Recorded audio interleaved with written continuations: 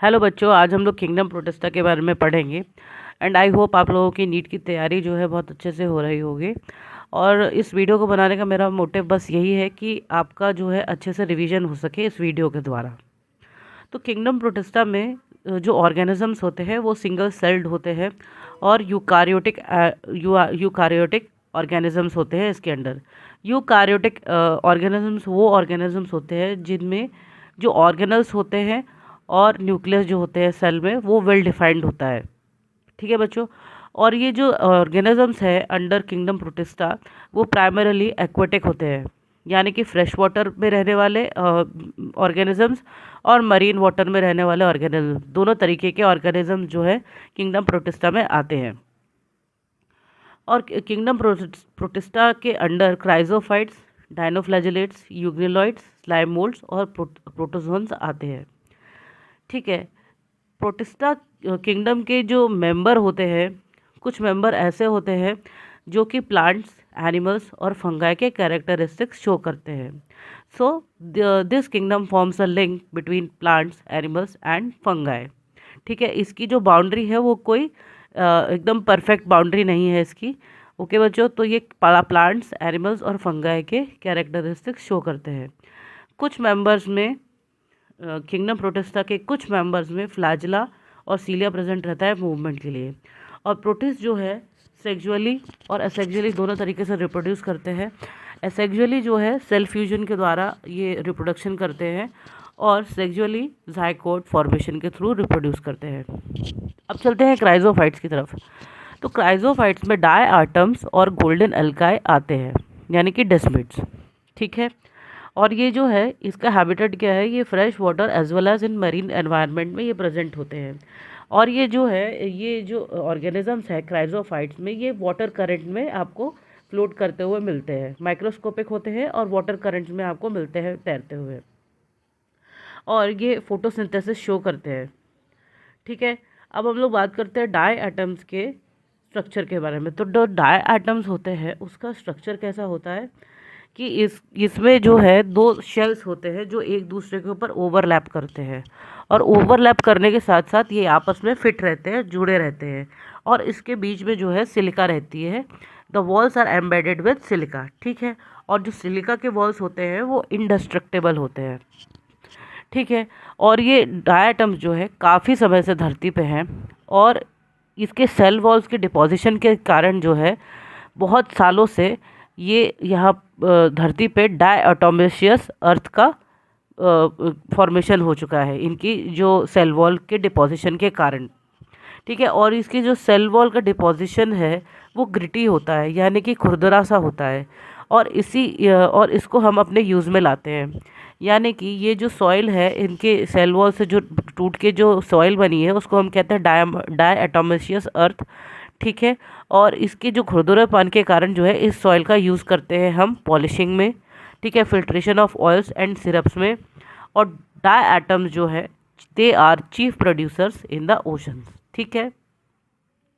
ये chief producer है ocean में, जैसे कि प्लांट्स होते हैं प्रोड्यूसर ऑन अर्थ, वैसे ये चीफ प्रोड्यूसर है इन द ओशंस। ठीक है बच्चों। अब हम लोग पढ़ते हैं डायनोफ्लैजिलेट्स के बारे में। तो डायनोफ्लैजिलेट्स जो है ये मोस्टली मरीन ऑर्गेनिजम्स है और फोटोसिंथेसिस शो करते हैं। डायनोफ्लैजिलेट्स में कई तरीके के पिगमेंट्स प्रेजेंट होते हैं, जैसे कि येलो, ग्रीन, ब्राउन, ब्लू और रेड कलर के पिगमेंट प्रेजेंट होते हैं। और इनकी जो सेल वॉल है उसके ऊपर स्टिफ सेलुलोज प्लेट प्रेजेंट होती है। सेल वॉल में स्टिफ सेलुलोज प्लेट प्रेजेंट होती है और इसमें दो फ्लैजिला प्रेजेंट होते हैं। एक लंबा सा लॉन्गिट्यूडनल फ्लैजिला प्रेजेंट होता है और एक जो होता है वो प्रेजेंट होता है in a furrow between wall cells. Wall cell के बीच में एक गड्ढे जैसा होता है, वहाँ पर जो है दूसरा वाला फ्लैजिला प्रेजेंट होता है वॉल प्लेट्स के बीच में। कई बार जो है रेड डायनोफ्लैजिलेट्स, यानी कि इसका एक एग्जांपल मैं बताती हूँ, गोनियोलेक्स। तो जो गोनियोलेक्स है बहुत रैपिडली मल्टीप्लाई करते हैं और सी में जो है रेड टाइड लाते हैं। मतलब एक इतना तेज़ मल्टीप्लिकेशन करते हैं कि वो जो है सी के ऊपर लाल कलर का अपीयरेंस आने लगता है और उसी को रेड टाइड का नाम दिया जाता है। और इस रेड टाइड से जो है इतना टॉक्सिन रिलीज होता है कि ये जो मरीन एनिमल्स होते हैं उसके लिए एकदम टॉक्सिक साबित होता है ये। ठीक है बच्चों, तो इसका एग्जाम्पल क्या था, इसका एग्जाम्पल था गोनियोलेक्स, ठीक है, रेड डाइनोफ्लैजिलेट्स में। अब हम लोग चलते हैं यूग्लिनॉइड्स में।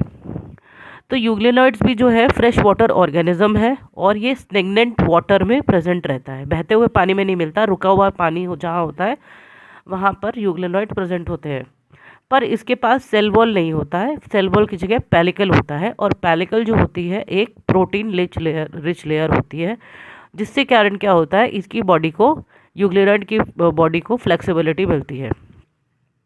और यूग्लिनॉइड जो है इसमें मूवमेंट होता है फ्लैजिला के कारण। इसमें भी दो फ्लैजिला होते हैं, एक short one and a long one, ठीक है। और ये सनलाइट के प्रेजेंस में तो फोटोसिंथेसिस दिखाते हैं, लेकिन सनलाइट जब नहीं होती है तो ये heterotrophic mode of nutrition show करते हैं। अपने से छोटे जो ऑर्गेनिजम्स होते हैं उसके ऊपर ये हमला करते हैं, उनको ये खाते हैं, ठीक है। तो ये दोनों तरीके का मोड ऑफ न्यूट्रिशन शो करते हैं, जो फोटोसिंथेसिस और हेट्रोट्रॉपिक मोड ऑफ न्यूट्रिशन दोनों तरीके का दिखाते हैं। तो ये जब जब हमने पहले बात करी थी कि प्लांट और एनिमल और फंगाई की तरह कैरेक्टरिस्टिक शो करते हैं, तो ये देखिए इसमें कैसा क्या शो कर रहा है, ये प्लांट की तरह भी एक्ट करता है फोटोसिंथेसिस करके, और एनिमल की तरह भी शो करता है characteristic due to heterotrophic mode of nutrition, ठीक है बच्चों।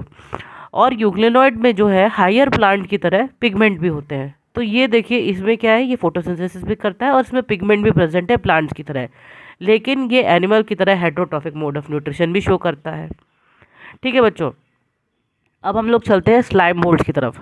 तो स्लाइम मोल्ड जो होते हैं सेप्रोफाइटिक प्रोटिस्ट होते हैं, यानी कि ये सड़ी हुई चीज़ों को खाने का काम करते हैं, ठीक है। उनकी बॉडी जो है, ये स्लाइम मोल्ड्स होती है, इनकी the body moves along with decaying twigs and leaves engulfing organic matter. इनकी बॉडी जो है ऑर्गेनिक मैटर को खाती रहती है और आगे बढ़ती रहती है खाते खाते साथ साथ, ठीक है बच्चों। ऑर्गेनिक मैटर को ये एनगल्फ करते हैं,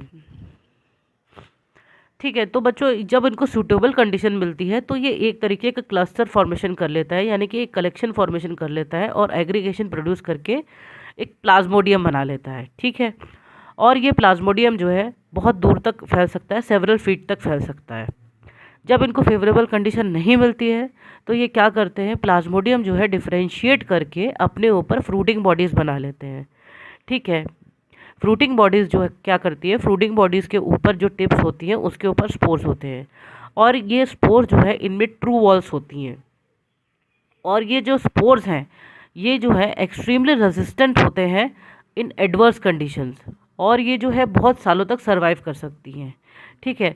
और ये जो स्पोर्स है ये एयर करंट में फैल जाती हैं, ओके बच्चों। तो इसका स्पोर जो है एकदम बहुत ही ज़्यादा एडवर्स कंडीशन में भी सर्वाइव कर लेती है, ओके बच्चों। अब चलते हैं हम लोग प्रोटोजोअन्स की तरफ। तो प्रोटोजोअन जो है हेट्रोट्रॉफिक होते हैं और